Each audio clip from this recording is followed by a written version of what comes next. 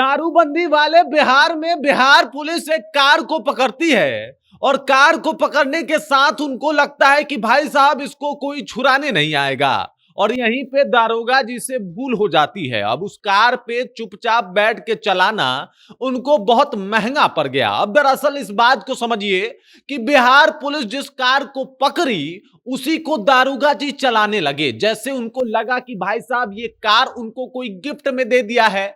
अब दारूबंदी वाले बिहार में कोई कार जा रही थी, उसमें दारू भरा हुआ था, लेकिन दारोगा जी को तो ये अपॉर्चुनिटी लगा और उसके बाद क्या था भाई साहब, उनके ऊपर कोर्ट ने 1 लाख रुपया का जुर्माना सुना दिया है। पूरी जानकारी जब आपको बताऊंगा तो आपका भी माथा घूम जाएगा कि देख लीजिए दारोगा जी लोग जो माल जब्त करते हैं, थाने में ले जाते हैं, उसके साथ क्या करते हैं, पूरा भेद खुल जाएगा इस बात से।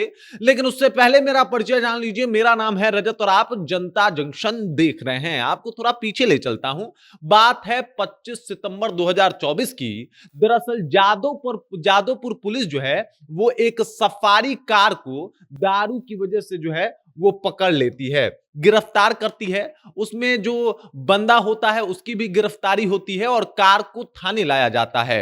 उसके बाद जो बंदा उसमें पकड़ा गया उसका नाम था हर्ष अग्रवाल।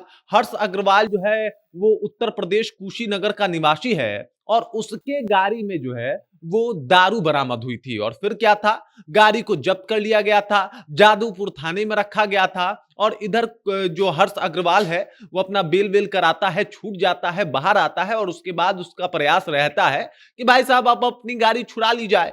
लेकिन मजे की बात यह है कि दारोगा जी उस गाड़ी को यूज करना शुरू कर देते हैं। जो जादवपुर थाना के थानाध्यक्ष हैं पिंटू कुमार, वो मस्त उस सफारी कार को चला रहे थे, सफारी कार में अपना रौब दिखा रहे थे और उनको लग रहा था कि भाई साहब ये जब्त की हुई कार नहीं है, बल्कि उनको तो एक अपॉर्चुनिटी मिल गया है। आमतौर पे ऐसा देखा भी जाता है कि जो जब्त की गई कार होती है वो पड़े पड़े सड़ जाती है थाना में। तो साहब ने सोचा कि क्यों ना हम इस पे राइड मारें, अपने पर्सनल यूज के लिए जो है वो उसे यूज करना शुरू कर देते हैं।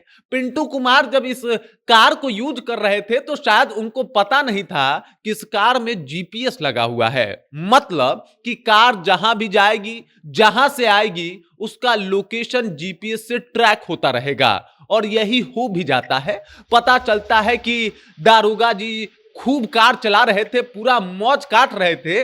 और जब हर्ष अग्रवाल को इसकी जानकारी मिलती है तो हर्ष अग्रवाल जो है बकायदा लिखित तौर पे डीएम को, कमिश्नर को, एसपी को, इसके अलावा कोर्ट में सबके पास ज्ञापन सौंप देता है और हाई कोर्ट में भी ये मामला जो है वो चला जाता है।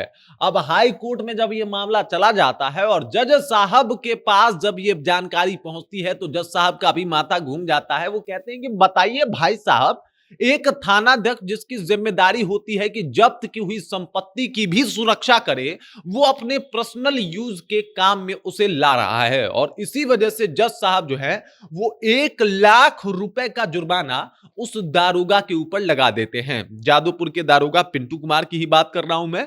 अब पिंटू कुमार को 1 लाख रुपए जो है वो सफारी चलाने के लिए भरना पड़ेगा और सरकार को नहीं बल्कि हर्ष अग्रवाल को उनको 1 लाख रुपए देने पड़ेंगे, क्योंकि वो उनके पर्सनल कार को जो है खुद अपने व्यक्तिगत कामों के लिए यूज कर रहे थे और उनको लग रहा था कि चलो भाई साहब मुफ्त में सफारी कार मिल गया है, अब तो हमारे मजे ही मजे हैं, अब तो कोई दिक्कत की बात ही नहीं है। लेकिन उनको नहीं पता था कि हर्ष अग्रवाल जो है वो एक स्टेप उनसे आगे पहुंच जाएंगे।